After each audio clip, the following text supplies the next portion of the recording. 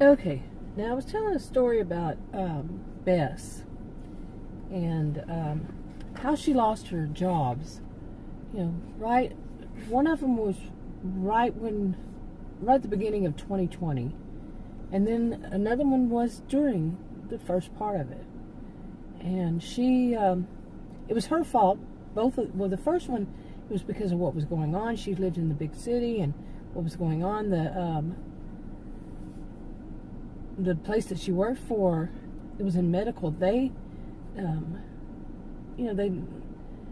they had other things that they needed to focus on than what she was doing for them, and they were basically letting go of a lot of people, and she didn't like working in it anyway at that time. So she she was okay with it leaving, but she has money. She has enough saved that she wouldn't have to worry. She lived by herself. She was in her late, maybe around 50 years old. And she had some savings.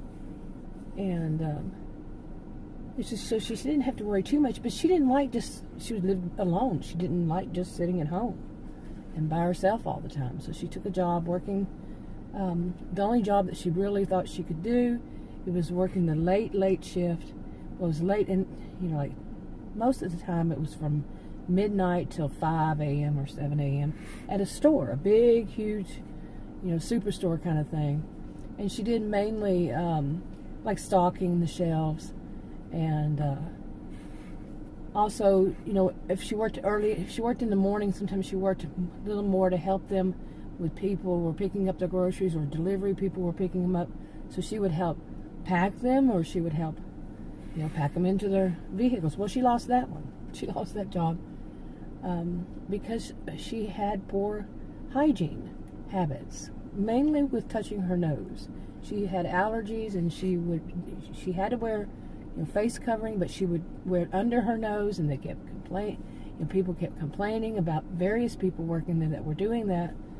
And she had allergies, so she would often rub her nose, and just overall disgusting habits, and she lost that job. Now during the meetings, they big, huge corporation. They had a lot of people were complaining over various stores, over the USA, and so they had meetings, they had trainings, and they had to sign stuff and all that.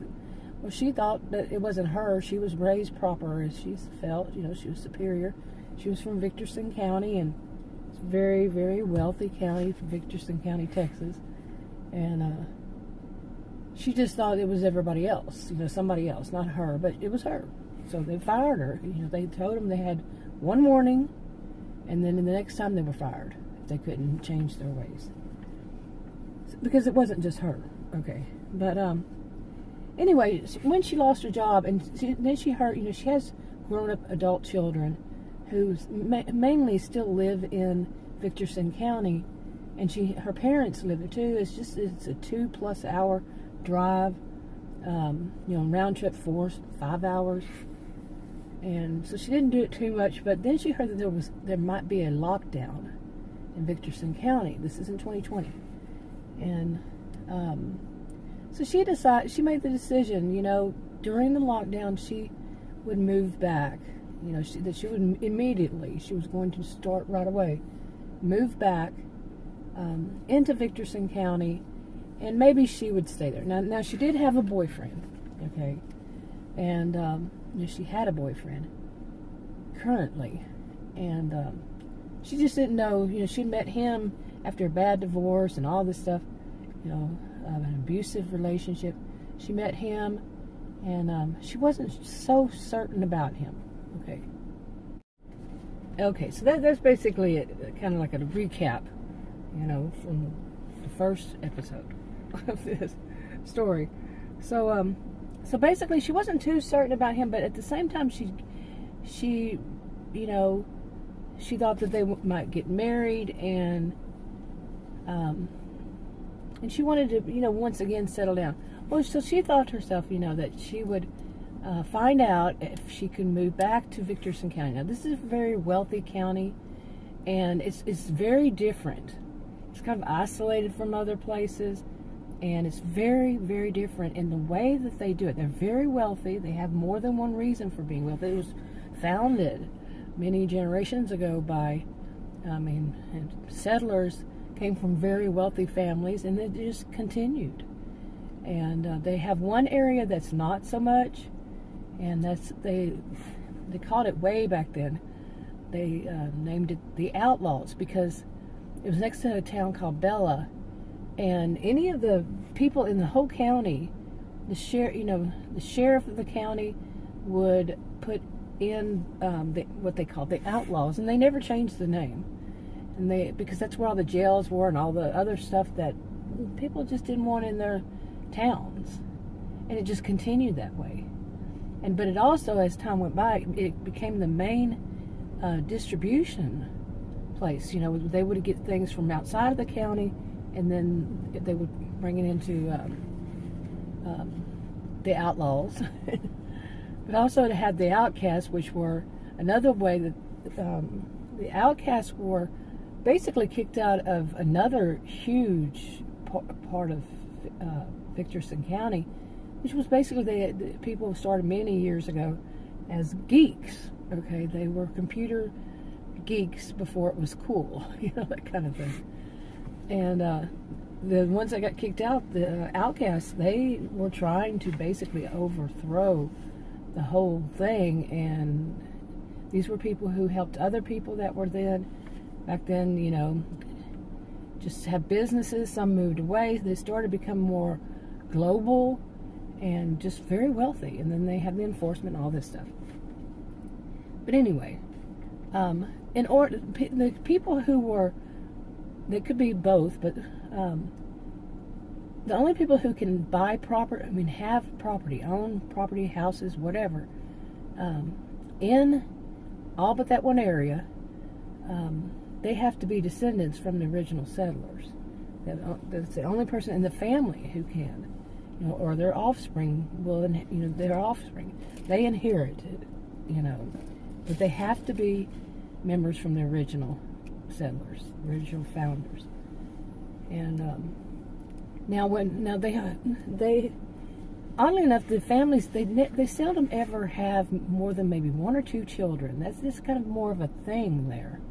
And so when it comes to inheritance, what if they have some, in the family that they have like a house, like people inherit things. They have the elders basically have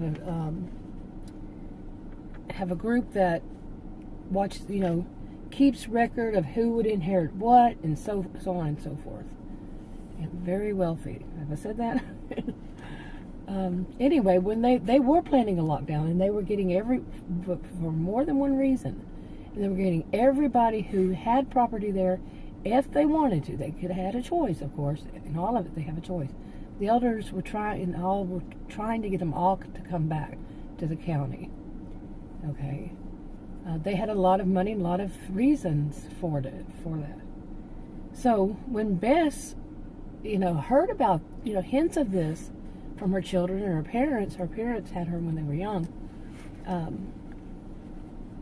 She decided that might be a good idea to move back, like I said earlier, that at least during this, or maybe for good.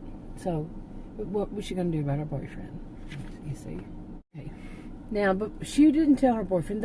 These are people who are raised to know that they don't tell family secrets. They don't tell county secrets. And because it's so wealthy, they have a lot of rules, like this one that only people who can own property there. But that's not as much of a secret as some of the other things. And the elders are basically, it had changed over the years who would be considered elders. But right now they're around age 70, and they kind of pretty much run the show for the county. And they personally, it's been long-standing, and people grew up in this. This is part of their culture. They knew that the elders, and even though they were, as time went by, there's different elders, but it's long-standing that they don't like outsiders to come move in, because they've had too much trouble with outsiders trying to come in, because just knowing that it's very wealthy, and they're trying to take advantage of it. So, Bess was one that learned that when she was young. Is they teach their children this, whenever they feel their child's old enough to know about, bits and pieces, but they basically don't tell anybody outside the county, certain things. Okay. So she didn't really talk it over with her. Bess didn't talk it over with her boyfriend Brad. He's about the same age, and she didn't tell him, but she started working on it to see how could she move back, since her parents were both alive, and she had children who were living in the homes that they inherited, because she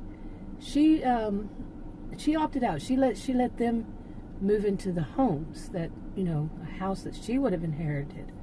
More than one. They had more than one. But she let her children do that. So she wasn't going to, her children are adults. She had two. And she wasn't, she didn't want to uproot them. And she didn't want to live with them. So, okay. And also she, I may have said this wrong, but she does have one sister that lives there. And so she has a house that they would have inherited. That she has a house that she inherited. But anyway, she doesn't want that. She wants, she wants to move back. She knows that eventually, she would inherit another house. And she didn't know what she was going to do, so she needed to contact the elders. And she did, to say, what can I do? Is there any inheritance that, home somewhere? Well, the elders, they said they would have to look over it and call, they have somebody who, a company that runs all this, not a company, but part of the elders, their own team. Well, I can't say they're a team. They have somebody they hired to do all this.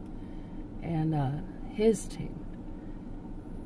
And to see, what there would be. Well, the elders really, she had to tell them, disclose who would be in the home with her, and she said that she is going to ask her boyfriend, here she is, around 50 years old, a little younger maybe, and she had to, tell them they knew this was part of their culture, this was part of how things worked, and they didn't want to lose their inheritance, and it also comes with money, and there are a lot of good things about it. So it's not like power control. They try to keep that down, but they try to keep it to where these are agreed upon. These are things that are agreed upon generation after generation, and they like it like that. It's part of their culture, like I said. So okay, so when they got back, told her, they would have a decision. They would contact her, and they did. And what they told her was kind of not too surprising to her, because she kind of understood how it worked. I mean, she more than kind of understood. She grew up in this. But there's another one. The outlaws and the outcasts, they live in the town far, it's becoming more of a city, but far northeast. But there's another one in the far south west